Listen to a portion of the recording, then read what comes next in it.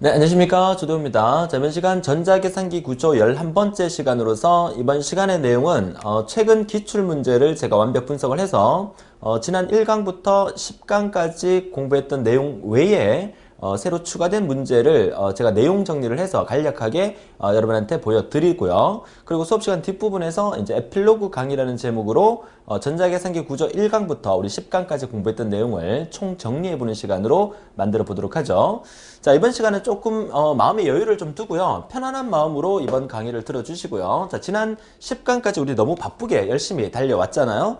자, 이제 좀 편안한 마음으로 이 강의를 같이 한번 들어주시면 좋겠네요. 자, 화면이 됐습니다. 그죠? 자, 이번 시간에 학습 내용 역시 최근 기출 특강이라 해서 최근 기출 문제가 시험 문제에서 우리가 본강 10강 속에 없었던 내용들이 생뚱맞게 이렇게 툭툭툭 튀어나옵니다. 그 이유는 제가 지난 강의를 통해서 많이 말씀을 드렸었죠. 한국산업인력공단 측에서는 만점자가 많이 나오는 것을 좋아하지 않습니다. 그죠? 그래서 전자계산기 구조에서 한두 문제 정도가 듣도 보도 못한 그런 형태의 문제가 출제되기 때문에 그런 부분들을 과감하게 버리는 것도 하나의 자신감이지만 그런 문제들을 한번 그 기출 문제를 통해서 체크를 해둔다면 한번 나왔던 문제가 또다시 반복해서 나오는 경우가 있기 때문에 그런 부분 때문에 제가 이번 강의를 만들어서 보여드리는 거거든요. 첫 번째 화면을 통해서 한 6, 7가지 정도의 테마를 가지고 제가 여러분한테 보내드리니까 집중해서 잘 따라와 주시고 이번 시간에 보내드리는 이 내용 자체는 개념 위주의 설명보다는 어떻게 시험 문제를 대비할지에 대해서 암기 위주로 여러분들이 정리를 하신다면 훨씬 더 시간을 절약할 수 있지 않을까 그렇게 생각을 합니다. 첫 번째 내용이 이제 캐시 메모리의 쓰기 정책에 대한 부분에 대해서 2012년 또 2013년 연속으로 이제 출제가 됐었는데요. 자, 우리가 캐시 메모리 하면은 우리가 지난 그 주기억 장치 또 CPU 얘기하면서 많이 공부를 했던 부분이죠. 캐시 메모리가 뭐였습니까? CPU와 주기억 장치 사이에서 속도를 보완해주는 메모리다. 이렇게 우리가 많이 이제 반복해서 공부를 했었죠. 캐시라는 말이 나오면 CPU 주기억 장치 연관성이 있다. 자, 이렇게 보시면 되는데 여기서 지금 설명하고 있는 이 세 가지 방식이 캐시 메모리의 쓰기 정책이다. 캐시가 하는 역할은 CPU가 어떤 명령을 내리거나 명령을 받을 때 주기억 장치에 저장되어 있는 내용을 가져오고 하는 데 있어서 주기억 장치의 성능이 너무 떨어지기 때문에, 물론 주기억 장치는 보조 기억 장치에 비해서는 속도가 엄청나게 빨라요. 근데 CPU에 비하면 세 발의 피다. 자꾸 제가 이렇게 얘기를 하잖아요. 그러니까 중간에 캐시라는 메모리를 두는데, 그러면 CPU가 원하는 것들을 캐시나 주기억 장치가 빨리 CPU한테 갖다 줘야 되잖아요. 그러면 CPU가 원하는 것을 캐시나 주기억 장치가 가지고 있어야 되죠. 그러면 캐시 메모리 쓰기 정책의 첫 번째가 뭐냐면 캐시하고 주기억 장치에 CPU가 원하는 것을 둘 다 기록해 두는 방식. 그게 이제 첫 번째 연속 기입 방식이라고 얘기를 하는데요. 자, 데이터 쓰기를 하고자 할 때 캐시와 주기억 장치에 동시에 쓰기를 하는 방식으로서 주기억 장치와 캐시 기억 장치가 항상 동일한 내용을 갖고 있게끔 하는 거죠. 그러면 CPU는 자기가 원할 때마다 캐시나 주기억 장치를 통해서 원하는 데이터를 빨리빨리 가져다 쓸 수 있기 때문이죠. 자, 이해할 수 있겠습니까? 자, 그래서 기억장치들 간의 접근이 빈번하게 일어나기 때문에 쓰기 동작이 걸리는 시간이 길어진다는 단점은 있습니다. 자, 두 번째 나오는 이제 후기입 방식이라는 것은 데이터 쓰기를 하고자 할 때, 캐시가 쓰기를 하고자 할 때 캐시에 먼저 기록되고 난 다음에, 그러니까 캐시가 갖고 있는 거죠. 그리고 이제 어떤 그 신호가, 어떤 조건이 발생했을 때 이제 주기억 장치에 쓰라 하면 쓰는 거고, 그렇지 않은 경우는 쓰지 않고 캐시가 갖고 있다가 CPU가 원할 때 바로 캐시에서 줄 수 있도록 그렇게 이제 처리 속도를 보완해 줄 수 있게 만들어 주는 거죠. 그래서 캐시의 쓰기 정책이라는 게 어떻게 보면 상당히 중요한 의미를 갖고 있어요. 그죠? 자, 쓰기 동작에 걸리는 시간이 짧고요. 복잡한 하드웨어 구조를 갖고 있습니다. 주기억 장치 내용이 무효인 경우에 발생한다. 뭐가? 후기입 방식이. 그죠? 자, 그리고 마지막 단일 기입 방식은 따로 설명 안 드려도 알겠죠? 그러니까 캐시든 주기억 장치든 어느 한쪽에만 기록하는 방식을 우리가 단일 기입 방식이다. 이렇게 정리를 하시면 되겠어요. 2012년, 2013년 연속적으로 출제됐기 때문에 2014년, 2015년도 연속적으로 출제될 가능성이 있기 때문에 그 첫 번째로 보여드리는 내용입니다. 자, 그래서 두 번째는 캐시의 적중률을 구하는 공식이다 해서 이제 두 가지를 이제 적중률과 미스율에 대한 공식인데 이거 자체는 따로 외울 필요도 없고요. 한번 쭉 읽어보시면 여러분 시험에 나오면 충분히 맞출 수 있어요. 보통 이제 적중률이다, 명중률이다 이렇게 얘기할 때는 항상 전체분의 그거잖아요. 그러니까 총 액세스 횟수분의 적중 횟수가 적중률을 나타내는 거고, 미스율이라 그래도 미스율의 공식이 뭐냐 그러면 총 액세스 횟수분의 미스된 비율이다 이렇게 우리가 보는 거죠. 자, 총 액세스 횟수분의 적중 횟수다. 총 액세스 횟수는 다른 말로 이제 적중 횟수와 실패 횟수를 미스 횟수를 합하면 전체가 되는 거잖아요. 그러니까 그 전체분의 적중 횟수가 된다. 그래서 캐시의 적중률은 평균적으로 항상 90% 이상을 유지하고 있다. 그러니까 CPU가 캐시가 있으면 훨씬 더 도움을 받을 수 있다는 그런 의미겠죠. 자, 미스율은 1이라는 값은 전체를 의미하는 거죠. 전체에서 총 SS 횟수분의 적중 횟수를 빼면 당연히 미스율이 나오는 거죠. 공식 자체를 물을 수도 있고 계산 형태로 문제가 나올 수도 있습니다. 하지만 따로 외우지 않아도 충분히 여러분들은 맞출 수 있는 그런 형태가 아닐까라고 생각을 합니다. 2011년, 13년에 이어서 자주 출제되는 내용이니까 잘 기억해 두세요. 그래서 세 번째 보여드립니다. 세 번째는 캐시 메모리의 주소 매핑 방법이다. 매핑이라는 말 우리가 많이 들어왔었고 많이 말씀을 드렸어요. 사상이다, 이제 접근한다 뭐 이런 뜻인데, 직접 매핑과 연산 매핑 그리고 셋 연산 매핑 세 가지로 이제 분류를 했고요. 셋 연산 매핑은 위에 두 가지의 장점만을 뽑아서 만들었다 이렇게 보여집니다. 자, 직접 매핑은 말 그대로 직접적인 매핑이죠. 그러니까 블럭 단위로 나눈 주소를 오직 한 군데에만 저장할 수 있는 게 직접 매핑이다. 장점으로서는 구조가 간단하지만 단점으로서는 비효율적인 캐시 사용으로서 적중률이 낮아질 수 있는 확률이 높아진다. 이런 걸 단점으로 보여지고 있고요. 자, 연산 매핑은 풀 어소시에이티브죠. 어소시에이티브가 무슨 연관이라는 뜻이잖아요. 그래서 풀 어소시에이티브 매핑이라 해서 순서에 상관없이 저장이 되고요. 메인 데이터 주소와 데이터까지 모두 저장할 수 있는 특징을 갖고 있고, 장점으로서는 직접 매핑보다 빠르게 데이터를 찾을 수 있지만 단점은 캐시의 모든 부분을 검사함으로써 원하는 데이터가 어디에 존재하는지 알 수 없는 경우가 발생할 수 있다. 자, 이렇게 정리하면서 캐시 메모리의 주소 매핑 방법이 2012년도에 한번 나왔기 때문에 또 매핑 방법에 대해서 또 2013년, 14년, 15년 이어서 계속 출제가 될 수 있기 때문에 보여드립니다. 세 번째였고요. 자, 네 번째 넘어가도록 하죠. 좀 편안하게 진행하려고 그랬는데 또 말이 빨라집니다. 그죠? 좀 천천히 편안하게 진행하겠습니다. 자, 네 번째 채널 명령어와 파이프라인 기법. 자, 이 채널 명령어에서 채널이라는 말 나오면 지난 시간까지 계속해서 제가 강조했던 부분이 있죠. 채널하면 뭐 생각해야 돼요? CPU와 입출력 장치를 생각해야 되죠. 캐시하면 CPU와 주기억 장치를 생각해야 되지만 채널하면 CPU와 입출력 장치를 생각해야 된다. 자, 그래서 채널 명령어다. 그래서 입출력 명령어, 주기억 장치 내에 기억된 각 블록의 정보, 그리고 채널 명령어가 가질 수 있는 네 가지 요소에서 크게 세 가지로 구분했는데, 시험 문제에서는 채널 명령어의 정의로 설명으로 올바르지 않는 것은 해서 나온 적도 있었고, 그 다음에 채널 명령어가 가질 네 가지 요소에 속하는 게 아닌 것은 이렇게도 나올 수 있었어요.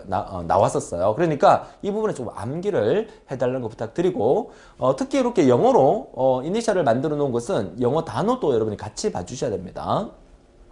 기사하고 산업기사 비교하면 산업기사에서 문제가 오히려 더 영어 문제가 더 많이 나오는 것 같아요. 그렇죠?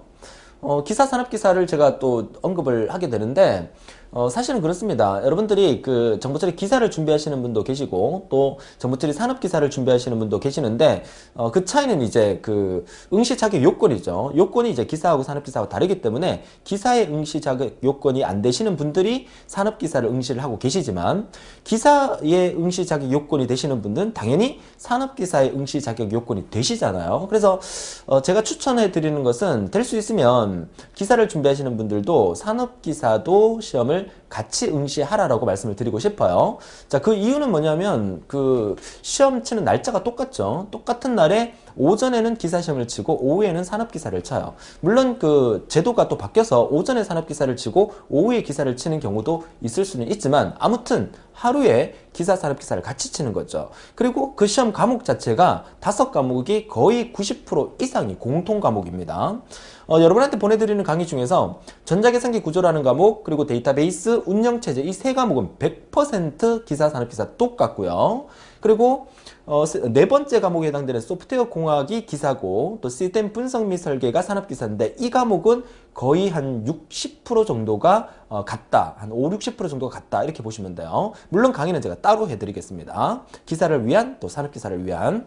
그리고 마지막 과목에 해당되는 데이터 통신이 이제 기사고 정보통신 개론이 산업기사인데 통신이라는 과목이죠. 이 데이터 통신과 정보통신 개론은 기사산업기사의 거의 90% 이상이 동일한 과목이에요. 그러니까 여러분들이 일단 공부를 하신다 그러면 기사 순서로 공부를 하셔도 산업기사를 충분히 응시할 수 있기 때문에 같은 날 시험 치기 때문에 같이 응시하는 게 도움이 된다고 말씀을 드리고 싶어요.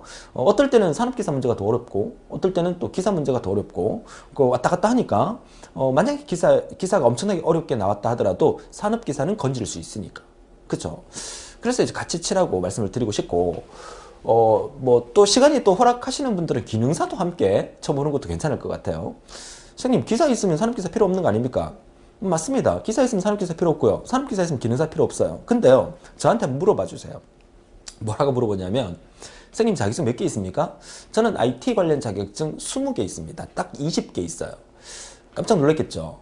와 지금 20개나 있습니까? 한번 불러볼까요? 정보처리 기사, 산업기사, 기능사, 워드 프로세스 1급, 2급, 3급, 컴퓨터 활용 능력 1급, 2급, 3급.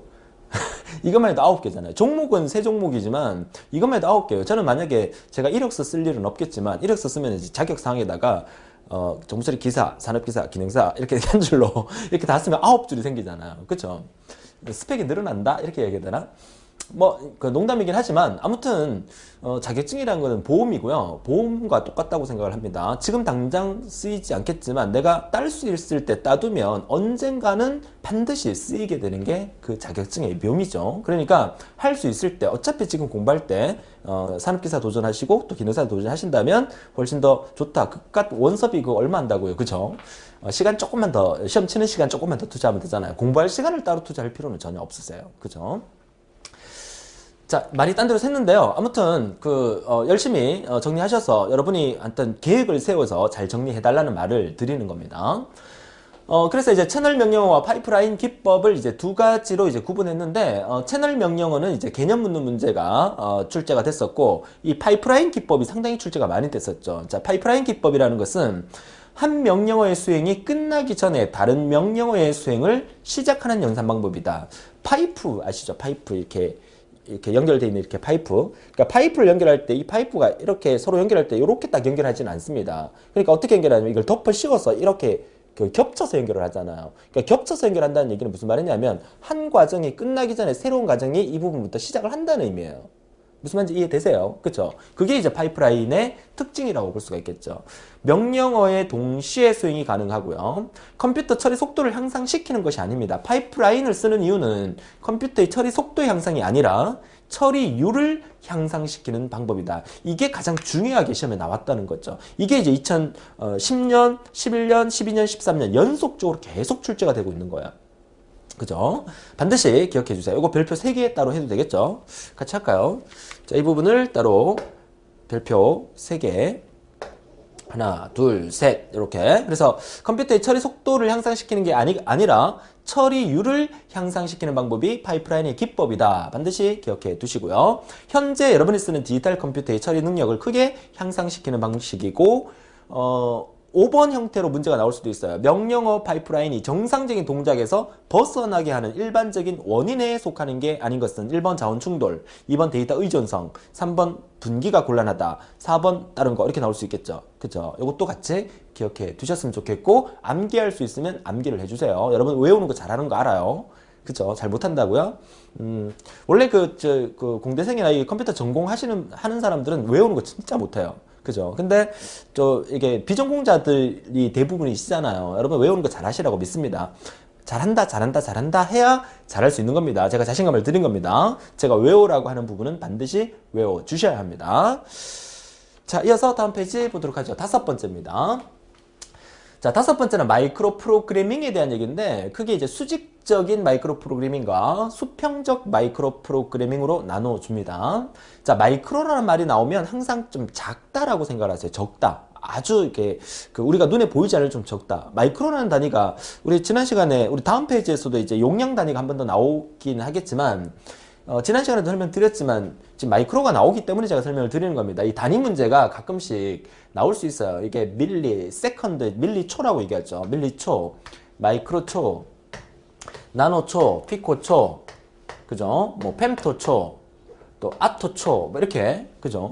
이 부분을 우리가 보통 10의 마이너스 3승이라고 얘기하죠. 마이크로는 10의 마이너스 6승, 얘는 10의 마이너스 9승, 10의 마이너스 12승, 10의 마이너스 15승, 10의 마이너스 18승 이렇게 얘기를 해요. 그러니까 마이크로초라는 것은 100만 분의 1초라는 얘기예요. 엄청나게 빠르고 적다는 의미죠. 그러니까 여기서 말하는 마이크로 프로그래밍의 마이크로라는 단어는 아주 작다는 의미, 그죠? 적은 프로그램을 의미하는 겁니다. 수직적과 수평적으로 구분하는데 키워드를 찾아보면 장단점은 여러분 읽어보시면 되고요. 수직적에 대한 개념과 수평적에 대한 개념만 차이를 두고 읽어봐 주시면 돼요. 그러니까 2012년, 13년 연속적으로 나왔기 때문에 2014년, 15년도 연속적으로 나올 가망성이 있어서 제가 보여드리는 거거든요. 같이 한번 읽어볼까요? 수직적 마이크로 프로그래밍은 마이크로 명령어의 연산 필드에 적은 수의 코드화된 비트들로 포함시킴으로써 제어 기억 장치의 용량을 줄이고 해독기를 이용하여 그 코드를 필요한 수만큼 제어 신호를 확장하는 방식이다. 필요한 만큼 확장해주는 방식이다. 반면에 수평적 마이크로 프로그래밍은 연산 필드의 각 비트와 제어 신호를 어떻게 1대1로 대응시켜서 그 수만큼 비트들을 이루어진 마이크로 명령어를 사용하는 방식이 바로 수평적 마이크로 방식이다. 해서 이 두 가지의 개념 정의를 비교해서 알아두시면 돼요. 시험 문제에서 어떻게 나왔을까요? 이 문장을 적어주고 얘가 무엇입니까? 1번 수직적 마이크로 프로그래밍, 2번 수평적 마이크로 프로그래밍, 3번, 4번 따로 이렇게 나왔겠죠. 그럼 답은 수직적 마이크로 프로그래밍이었겠죠. 그쵸? 그러니까 그 개념을 잘 정리해서 외워두시면 되겠고요. 장점과 단점은 여러분 읽어보시면 되겠습니다. 자, 이렇게 해서 5번째였고요. 6번째 넘어가게 되면, 자, 6번째는 이제 프로세서 제어 동작과 연산 동작 부분인데, 제어 주소 레지스터라는 게 있어요. 이거 시험 문제 나왔을 때 학생들이 많이 좀 헷갈렸던 게 뭐냐면 1번의 설명을 보시면 이 제어 주소 레지스터의 의미가 다음에 제어 장치에서 수행할 수 있는 명령어의 주소를 가진 레지스터다. 다음에 수행할 수 있는 명령어의 주소를 가졌다. 이 말 때문에 프로그램 카운터가 아닐까라는 생각을 대부분 많이 했었어요. 맞습니다. 다음에 실행할 명령어의 주소를 기억하고 있는 게 프로그램 카운터 맞아요. 근데 가나다라에 프로그램 카운터가 없단 말이죠. 없었을 경우에 답이 뭘까? 제어 주소 레지스터란 말이 말 속에 다 들어있잖아요. 제어 장치에서 수행할 수 있는 명령어의 주소를 가진 레지스터니까 제어 주소 레지스터죠. 그러니까 쉽게 생각하라는 얘기죠. 이해할 수 있겠습니까? 이렇게 출제가 한번 됐었고요. 이것도 출제될 가능성이 있죠. 제어 주소 레지스터에 적재되는 내용에 속하는 게 아닌 것은 어떻게? 1번 사상의 결과값, 2번 주소 필드, 3번 서브루틴의 레지스터, 4번 다른 거 이렇게 나올 수 있는 거잖아요. 그렇죠? 지금 기출문제 분석을 통해서 앞으로 출제될 문제를 예상하고 있습니다. 잘 정리해 두세요. 지금 이 6번째하고 다음 페이지가 마지막이에요. 그러니까 이 부분만 좀 간략하게 여러분들이 암기 위주로 공부를 해 두신다면 여러분 시험에 충분히 대처할 수 있다고 말씀을 드립니다. 자, 두 번째는 2012년도에 나왔던 거죠. 제어장치 모델에서 제어장치로 입력되는 항목은 3가지. 클럭, 그리고 명령, 레지스터, 그리고 플래그 3가지. 아닌 것은 에서 출제가 됐었고요. 또 2012년 5월에 출제됐던 것은 프로그램에 의해 제어되는 동작에 속하는 게 아닌 것은 1번 입출력, 그죠? 인풋 아웃풋. 그 다음에 브랜치라 그러죠. 분기 단위 산술 연산자. 그리고 3번에 상태를 어떻게 처리하느냐. 스테이트 센스, 상태 처리에 관련된 3가지를 여러분이 암기를 해 두시고요. 자, 마지막으로 직렬 연산과 병렬 연산. 이 직렬과 병렬 설명할 때는 지난 시간에도 제가 많이 설명을 드렸지만 항상 1차선 도로와 7, 8차선 도로를 비교해서 생각을 하라는 얘기죠. 들어보세요. 부산에서 서울까지 간다. 그럼 1차선 도로로 가면 어떻게 해요? 차 막히면 끝장이에요. 그쵸? 속도가 어떻게 해요? 느려지겠죠. 막 밀릴 수 있으니까. 하지만 도로 공사비는 어떻게 들어요? 적게 들겠죠. 근데 7, 8차선 도로를 만들었어요. 우회를 할 수 있기 때문에 속도는 엄청나게 빠를 수 있어요. 근데 7, 8차선 도로니까 구조가 복잡해요. 비용도 많이 들어요. 이거면 끝이에요. 그쵸? 그래서 직렬 연산 방식이 1차선 도로다. 처리 시간이 많고요. 처리 속도는 느립니다. 하드웨어 구조가 간단하지만 병렬은 처리 시간이 적고 속도가 빨라요. 그쵸? 근데 하드웨어 구조는 복잡하다. 이렇게 정리를 하시면 되겠습니다. 자, 6번째 있고요. 제가 나머지 좀 찌질이를 좀 모아봤습니다. 찌질찌질한 거. 2012년 나왔던 4개의 문제인데 2012년 이 3월에 나왔던 이 문제들이 상당히 좀 생뚱맞게 좀 까다로운 문제였어요. 그죠? 그래서 한번 나왔기 때문에 또 나올 가능성이 있기 때문에 보여드리는 겁니다. 잘 정리해 두세요. 일단 첫 번째가 DMA의 데이터 전송 절차. 다이렉트 메모리 억세스죠. DMA가. 자, 전송 절차를 이거 순서대로 암기를 해달라고 부탁을 드립니다. 우선 버스의 사용 요구가 있어야 되고, 요구가 있으면 당연히 허가를 해줄 수가 있겠죠. 그 다음에 데이터를 보내고, 그 다음에 인터럽트가 발생하면 문제를 해결하고, 그래서 요구, 허가, 전송, 인터럽트 요 4단계의 순서를 기억해 달라고 얘기를 해드리고요. 그 다음에 이제 PLA라는 게 이제 그 프로그래머블 로직 어레이라, 그래서 프로그램이 어떤 로직을 만들어주는 어떤 배열을 의미하는 거죠. 그래서 프로그램이 가능한 논리 소자를 의미하는 게 바로 PLA라는 용어고요. n개의 입력에 대해서 2의 n승계의 출력을 만들 수 있다는 겁니다. 이거 2의 n승계입니다. 2의 n승계. 그래서 2개가 입력이 되면 2의 2승이니까 4개 이하의 출력을 만들 수 있다는 의미를 나타내는 거예요. 뭐가? PLA가. 그쵸? 이해하시면 되겠고. 그 다음에 이제 메가플롭스라는 단어가 시험에 나왔었는데, 메가라는 단위 아시죠? 메가라는 단위. 뭐 쓰면은 뭐 이렇게도, 뭐 영어니까 메가 이렇게도 씁니다. 뭐 바깥 몇 자로 이렇게 쓰기도 하고요. 자, 메가라는 단위 나오니까 우리가 메가 하면은 이렇게 M이라고 쓰잖아요. 메가. 그죠?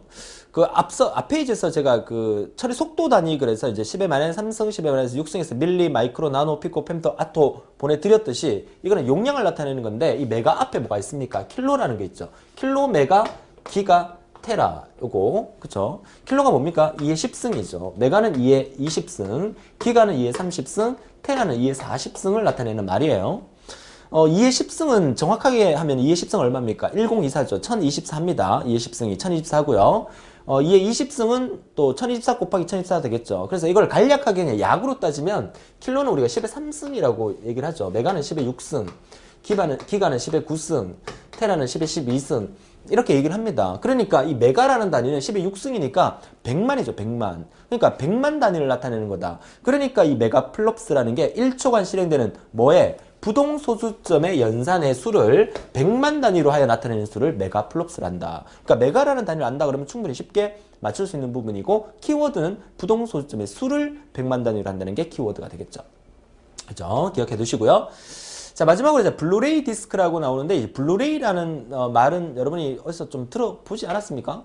여러분들이 왜 그 최신 영화나 뭐 드라마 같은 거 다운받을 때, 이 어둠의 경로로 가서 뭔가를 다운받을 때 이거는 블루레이 화질입니다. 뭐 이런 얘기를 많이 합니다. 블루레이라는 게, 레이라는 게 초고화질을 의미하는 단어죠. 그러니까 고선명 비디오 데이터를 저장하기 위해서 블루레이 디스크니까 짧은 파장을 갖는 레이저를 사용하는 광기록 방식의 저장 매체다. 근데 이 블루레이 디스크라는 이 용어가 사실은 여러분이 공부를 앞으로 해야 될 데이터 통신과 정보통신 개론에서 뉴미디어 파트에서 이게 나와야 되는 건데, 전자계산기 구조에서 생뚱맞게 또 툭 튀어났단 말이죠. 그래서 제가 누누이 말씀드리지만 전자계산기 구조라는 이 과목 자체는 여러분들이 공부하고 계시는 정보처리 전체 과목을 대표하는 과목이에요.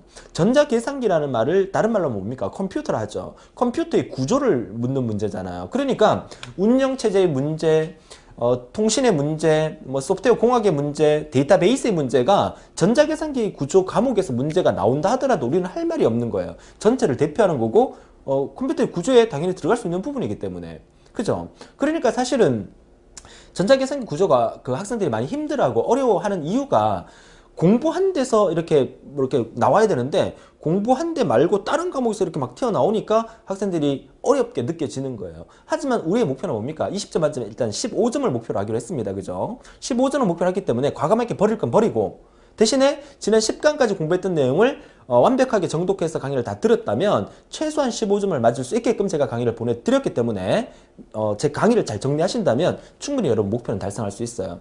우리의 최종적인 목표는 뭡니까? 100점 만점에 80점 이상으로 합격하는 겁니다. 아시겠죠? 저는 아슬아슬하게 합격하는 거 별로 안 좋아해요.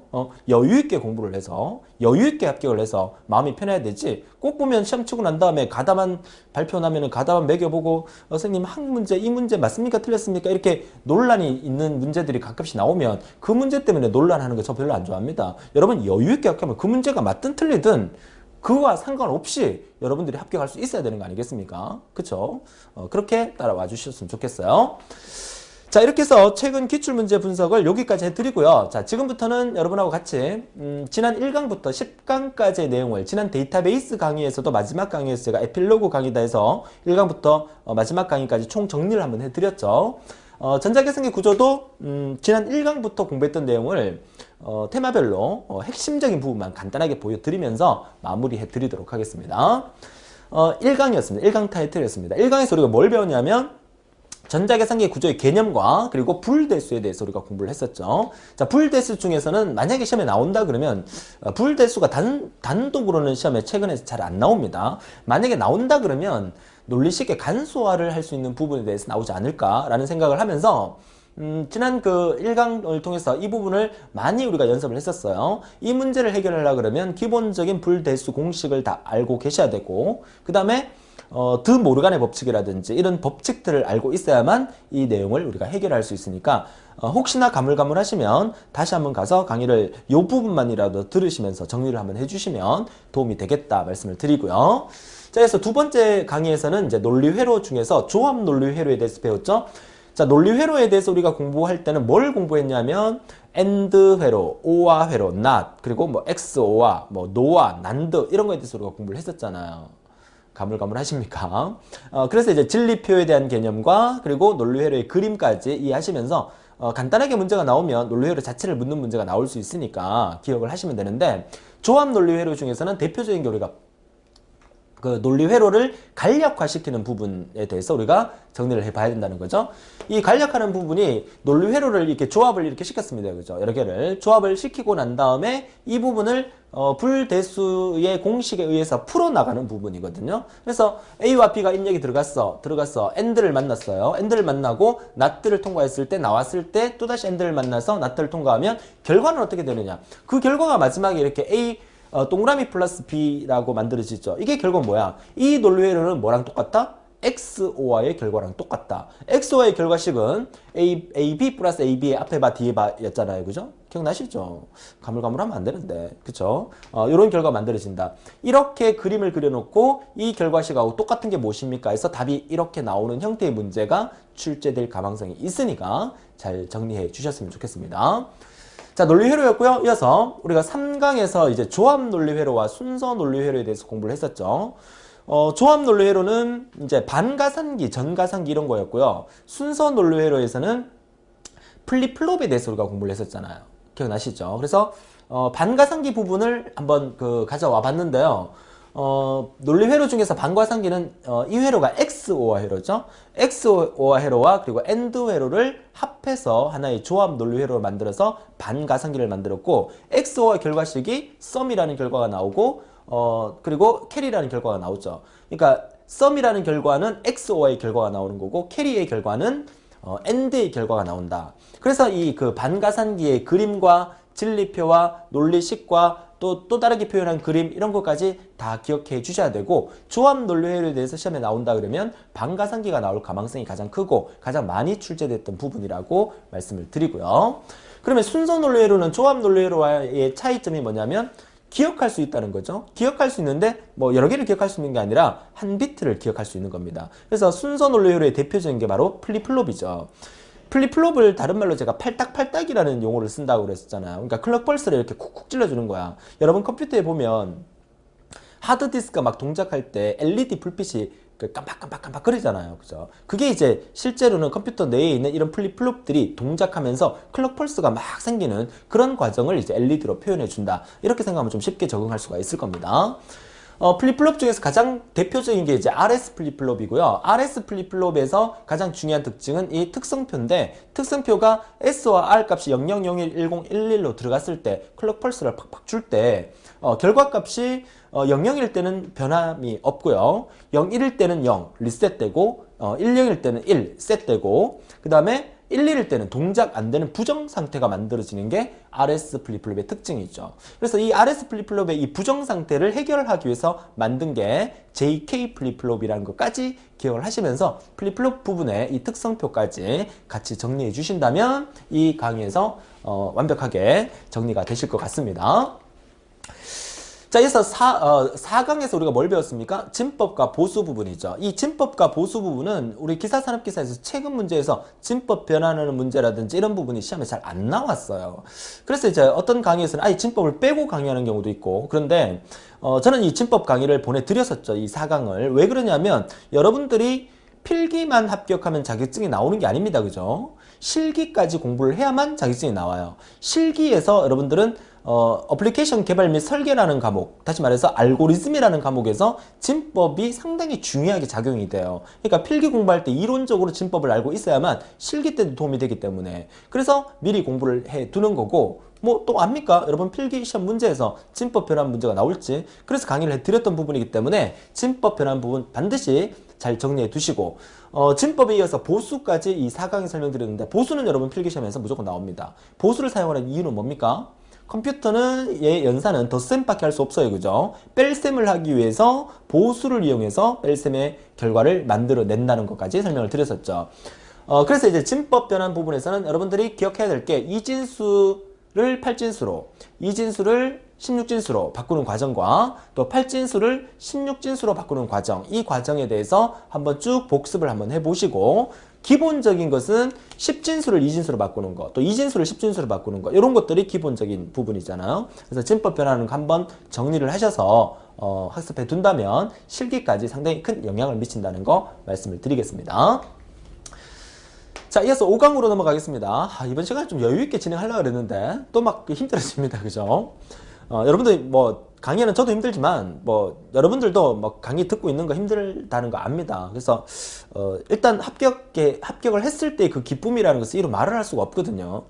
혹시 이 강의를 듣고 계시는 분들 중에서 컴퓨터 관련 자격증, 아니면 컴퓨터 관련 자격증이 아니라 이력서에 자격사항에 넣을 수 있는 운전면허부터 시작해갖고 그 자격증을 따기 위해서 노력을 했던 분들이 많으셨을 거예요. 아니면 이게 자격증의 처음 도전이라든지. 근데 자격증에 도전했을 때 그 과정은 험난하고 힘듭니다. 왜냐하면 자격증이라는 자체가 내가 공부했던 내 전공 분야를, 그 분야의 자격증을 따는 거는 오히려 쉽지만, 내가 전공했던 분야가 아닌 다른 분야의 자격증, 예를 들어서 나는 운전을 전공한 게 아닌데 운전하면 무서운데 운전면허증을 따야 된다. 그럼 상당히 힘든 도전이거든요.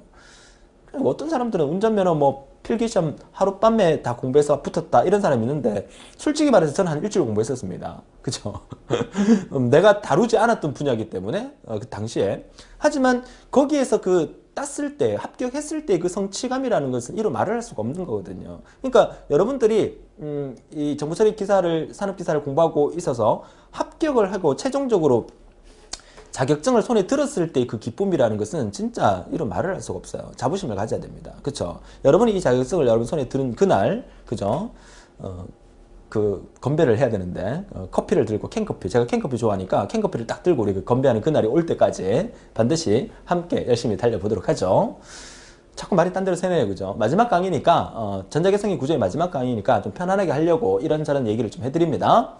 자, 우리 5강에서는 자료의 내부적 표현과 외부적 표현에 대해서 공부를 했었죠.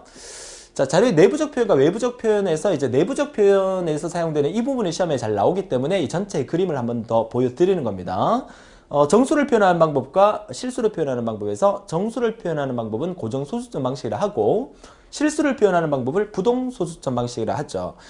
정수를 표현하는 이 고정소수점 방식은 10진연산과 2진연산이 대표적인 거고, 10진연산에서는 팩 형식과 언팩 형식이 있다고 말씀드렸죠. 그러니까 팩 형식을 다른 말로 팩 형식을 하고, 언팩 형식을 다른 말로 존 형식을 하면서 존 영역이 존재하는 것을 언팩 형식이다. 그래서 DDDS, FD, FD, SD 이거 우리 같이 공부를 했었잖아요. 생각 안 난다고요? 이 생각 안 나면 안 되는데, 그죠? 1강부터 열심히 들어오셨던 분들 생각나실 겁니다. 들어본 것 같다. 선생님이 DDDS 하니까 들어본 것 같다. FD, FD, SD 하니까 들어본 것 같다 라고 생각하면 성공한 겁니다. 그죠? 자고 나면 까먹는 게 그 사람인데, 그죠?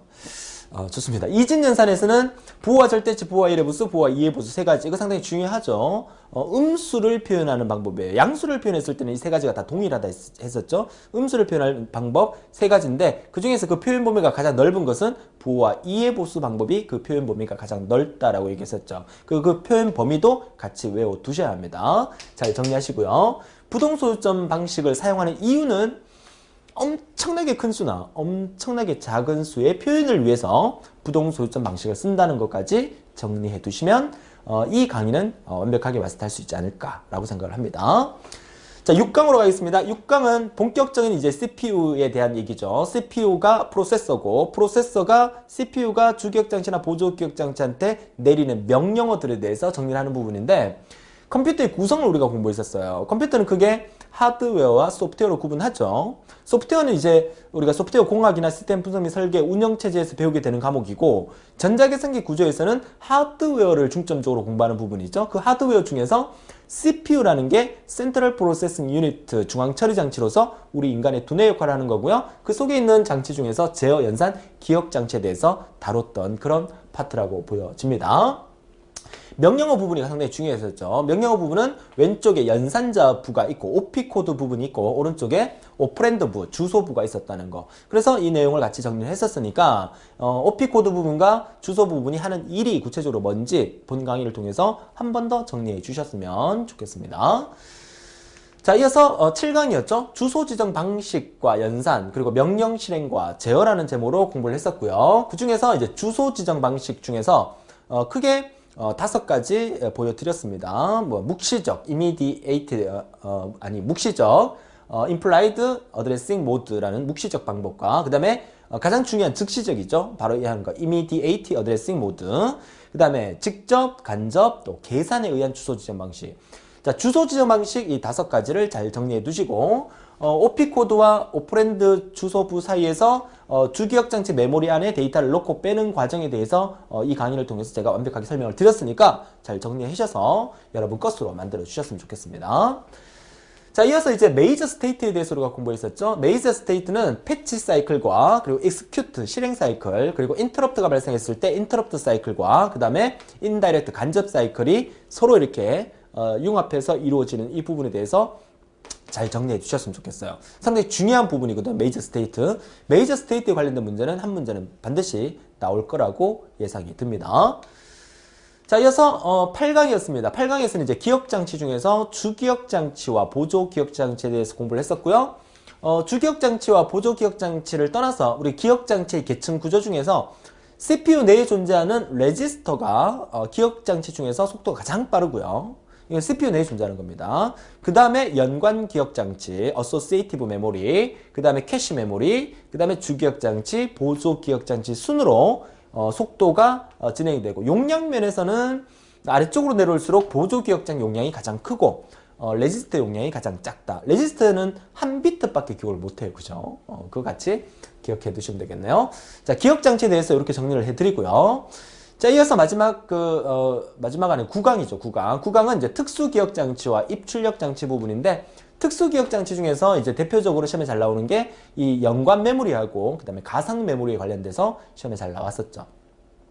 연관 기억장치, Associative Memory, 연관 기억장치의 개념과 그리고 특징, 그리고 관련된 여러 가지 용어까지 정리를 했던 기억이 나네요. 그쵸?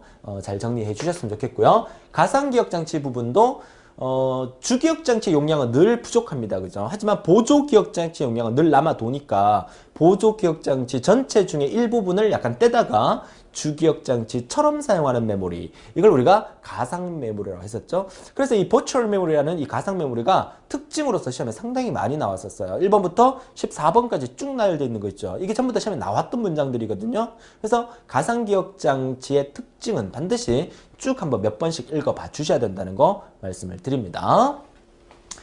자, 이어서 마지막 10강 있죠. 지난 시간 강의였습니다. 인터럽트, 예기치 않은 일로 인해서 컴퓨터가 중단되면 그 상태를 복구를 해서 원상태로 이어지게 만들어주는 인터럽트와, 그리고 오늘날 컴퓨터는 CPU 하나만으로 일 처리하기는 부족하니까 여러 개의 CPU를 두는 병렬 형태의 컴퓨터에 대해서 강의를 우리가 해드렸고, 이 부분 잘 정리해 두시는데, 사실 중요한 것은 인터럽트죠. 인터럽트에 대해서는 무조건 한 문제는 나옵니다. 그래서 인터럽트의 정의와 또 인터럽트가 어떻게 진행되는 건지, 인터럽트가 발생됐을 때 어떤 여러 가지 특징과 여러 가지 변수에 대해서 많은 얘기를 해드렸던 걸로 기억이 납니다. 잘 정리하셔서 인터럽트 관련 문제가 나오면 절대 틀리지 않는 여러분들이 되셨으면 합니다.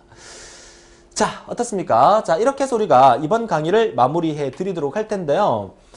최근 기출 문제를 분석을 해 드려야 되고, 여러분들께서 지금 또 막 강의를 벌써 끌려고 하고 막 필통 정리하고 이러시는 분 계시는데 절대 그러지 마세요. 항상 제가 마지막 인사를 할 때까지 저의 말을 끝까지 들어주셔야 됩니다. 제가 오프라인 강의 할 때도 그죠? 막 그 강의 끝날 때쯤 되면 막 책가방 싸고 막 그러는데 별로 안 좋아합니다. 딱 집중해서 끝까지 들어주세요. 최근 기출문제 분석과 더불어 최근 기출문제를 반드시 풀고 정리해야 되고 전자계산기 구조 전체 강의를 최종 정리를 했잖아요. 여러분들이 이제 전자계산기 구조 과목을 강의를 다 듣고 이번 강의가 마지막 강의이긴 하지만 여러분이 그 온라인 강의니까 강의실에 들어오게 되면 기본 전자계산기 구조가 11강까지 나와 있다면 11강까지 들어주시면 되는데 혹시나 12강이 생겼다든가 혹시나 특강 그 테마에서 전자계산기 구조 대우쌤의 특강 하면서 들어가 있어 그 부분도 들어주셔야 돼요. 시간이 지날 때마다 새롭게 추가되는 내용들이 있으면 제가 완벽 분석을 해서 여러분한테 필요하다는 부분을 강의를 해드리는 거야. 만약에 그런 특강이 없으면 대우쌤이 이번 강의까지만 들어도 충분하다라고 판단을 하고 계시는 거구나. 특강이 생기면 대우쌤의 판단이 이 강의도 들어줘야 되는구나 이렇게 생각하시면 돼요. 그러니까 여러분들은 걱정할 게 없어요. 고민은 누가 합니까? 제가 합니다.